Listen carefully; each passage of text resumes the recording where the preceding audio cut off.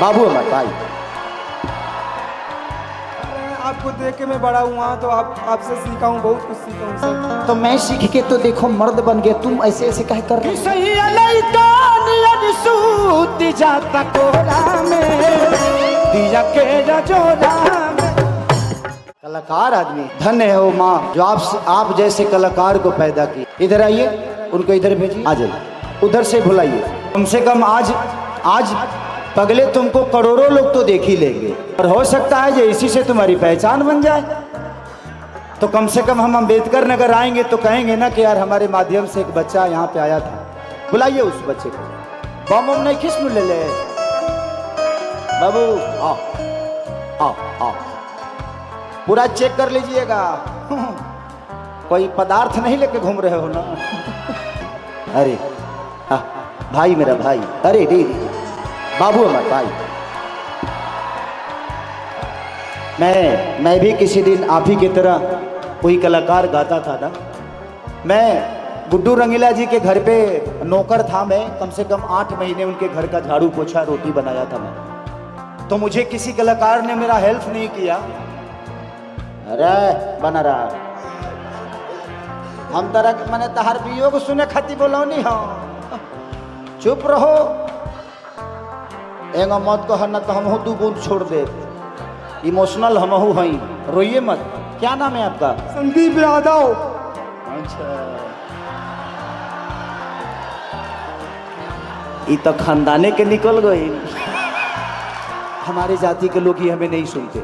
हमारे जाति के लोग दिल में रखते हैं, कोई दिमाग में रखता है, कोई गुर्दा में रखता है, कोई फेफड़ा में रखता है।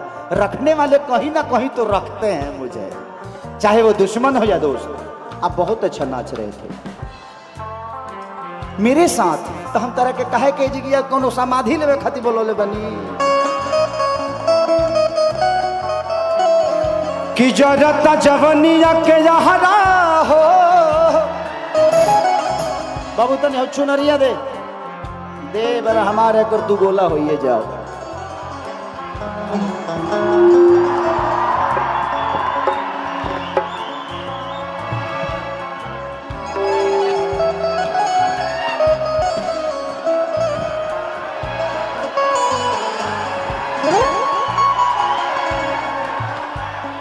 एकरा इला से गाना बदल गए डीएम साहब, और फरमाइशी बाद में पूरा कर दे।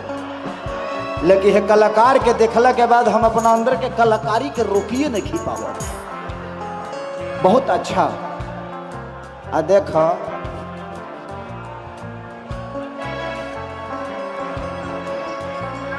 अब हमनी के लौकी नहीं खे मिला तो का दिक्कत बा, हमनी के आपस में लौकी। देखिए लोग कहेला कि जहां जिसन तहां तिसन ना करे तो मरद कैसा। अब ये बताई कि 20 आदमी घेर ले होखे जी मरद बन तो फारिए न दी हंस माफी मांग के हट जाएगा बाद में फरिया।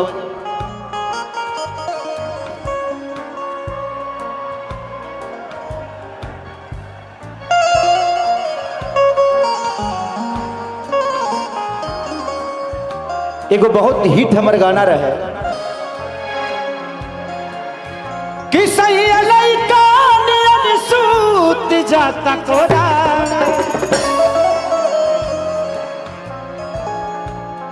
ए सखे तहार तो ठीके मिलल बा, हमार गड़बड़ मिलल बा। तहार का करेला? बहुत करेला। ट्रैक्टर के जोतवैया है ना, ड्राइवर लगता। औरतिया कहतिया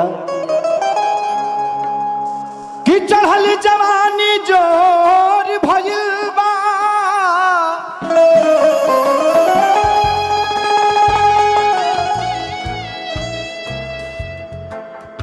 अनहरियाई घरवा जोर भइल बा।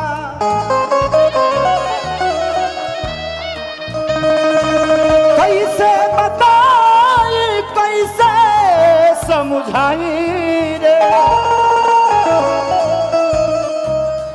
कि गोदी हमार लड़कोर भइल बा।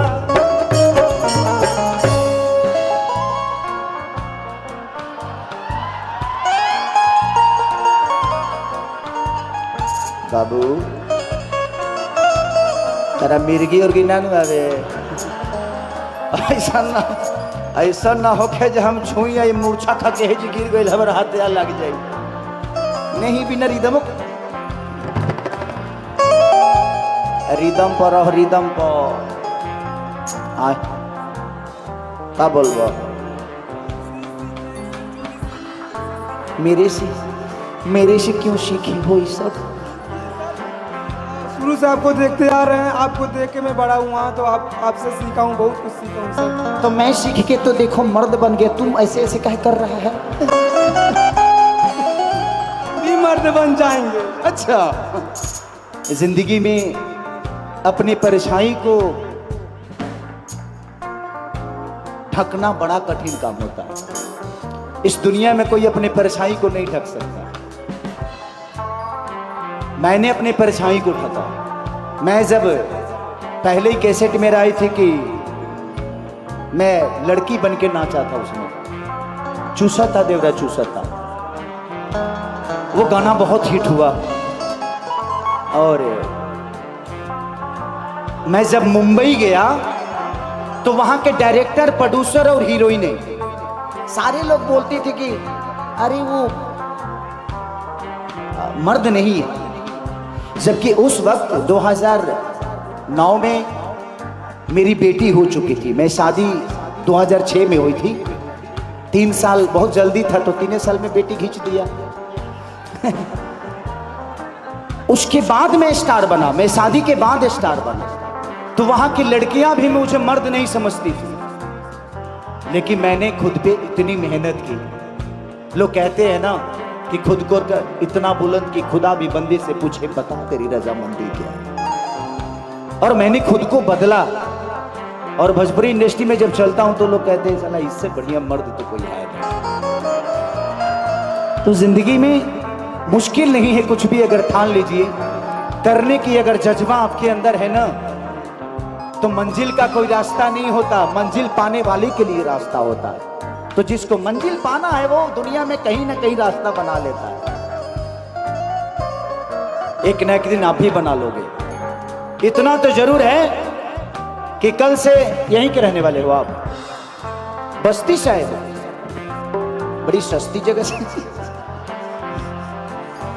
कि सही सूत जाता कोरा में दिया के जोरा में।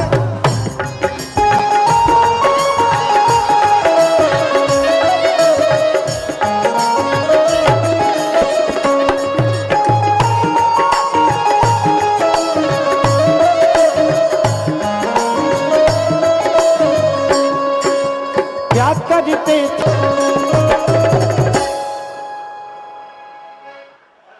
बिहल मेहरा रुखानी नाच बाबू, ऐसा नाचो था कि मरद मर गई बा।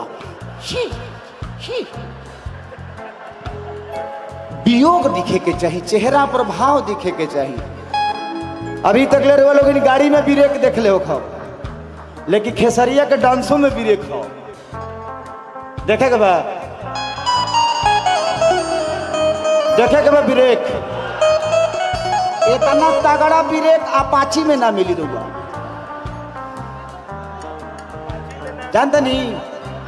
अपाची में ना मिली हजूर, अपाची में जौन ब्रेक है जीबा किसे जिया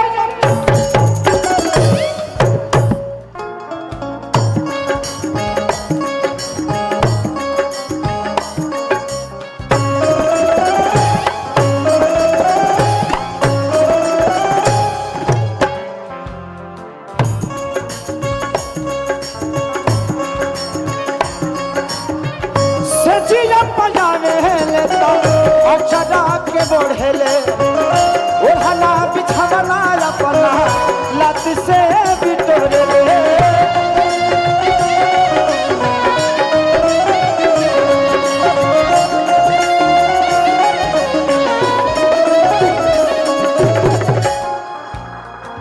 सजिया पजामे अचरा के बढ़ेले ओढ़ना बिछाना अपना लात से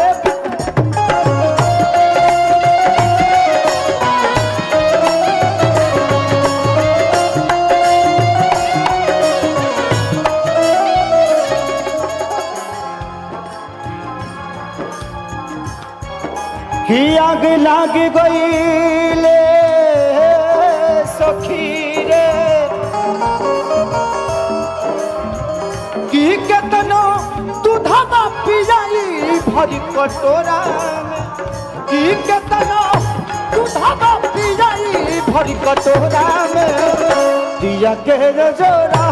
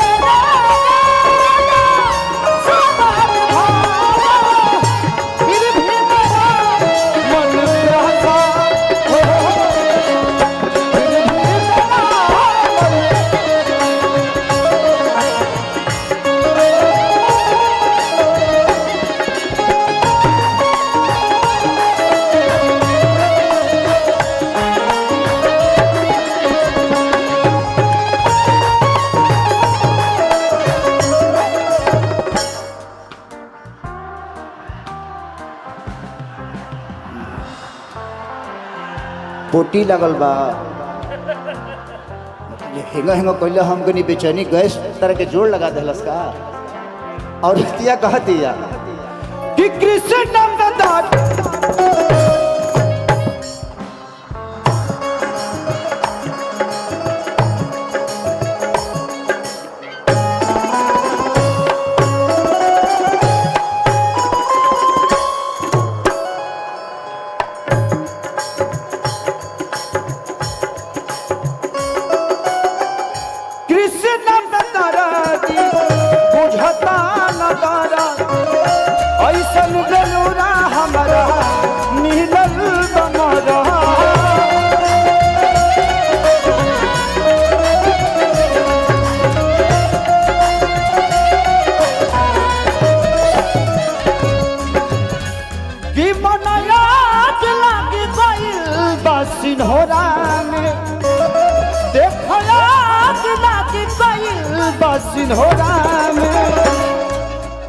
थैंक यू सो मच। ऐसे ही आप कलाकारी करते रहिए, आज नहीं तो कल भगवान आपको अपने मुकाम तक पहुंचाएगा। भाई भाई मेरा